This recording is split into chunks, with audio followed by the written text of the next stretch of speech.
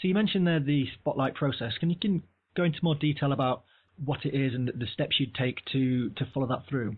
Yeah, I can. So your starting point really is to imagine the types of questions that you might be asked relative to the role that you're looking at. And I think the key to that is doing the front-end analysis and background research, and we can kind of talk about that in a minute if you want to. Having done all that, that will enable you to dream up the questions that you might get asked. With the spotlight process, what I recommend people do is to sit down and then, for each of those questions, to actually handwrite out for themselves an answer to that question, but do it in the way that they might speak, rather than thinking about being grammatically correct and getting all the punctuation in the right place and getting all the format correct and getting the order correct. Literally do it almost as a stream of consciousness to answer a question, and then work through all of the questions in the same way. Now, at the end of it, what people are able to do is to then stand up, read out the question, and then read out the answer that they've written. And what they should find is that they're dealing with something that's a lot more natural than simply constructing an answer and then reading that out. So firstly, already, it's going to be a lot more natural.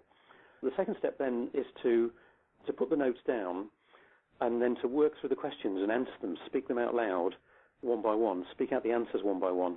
And what people should find is that by writing previously, handwriting for preference, they've internalized the information and they've internalized the way that they'll deliver it.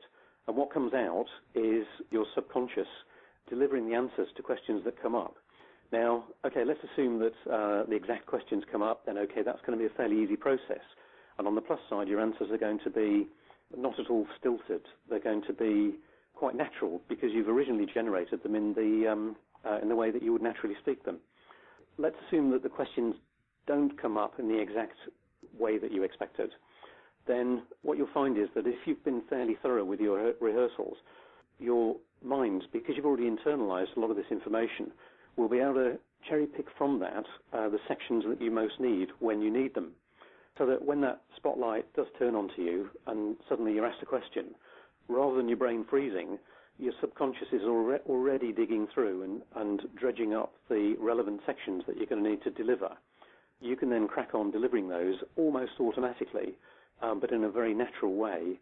And your brain is, in fact, your conscious brain is still free then to be thinking about how you're presenting yourself, what might be coming up next, looking for feedback signals from the interviewer, and so on. So that's a broad outline of the spotlight process, and it's to do with that internalization. I love this approach, and when I was reading it through and thinking back to the times I've been successful in interviews, it was a realization that I'd broadly followed the same thing. It's having the knowledge so that you're not just regurgitating it by rote, and you're also able to adapt it to the different nuances that each different company will put on certain competencies, and able to answer the actual question as opposed to what you want to answer. Yeah, certainly the more natural that you can sound with it, and obviously the more confident, the more you're going to be able to relate to the interviewer opposite you, and the more you're going to sound as though you're a good fit for the role. It can make a very, very significant difference. Yes, I don't think there's any problem at all in pausing to think through how you're going to answer something, but if you're stuttering through answering something, you come across as a lot less confident. If it happens, work through it, move on, but if you can avoid doing that, great. And if that means that you're just one step ahead of the other candidates that are applying and being interviewed, excellent.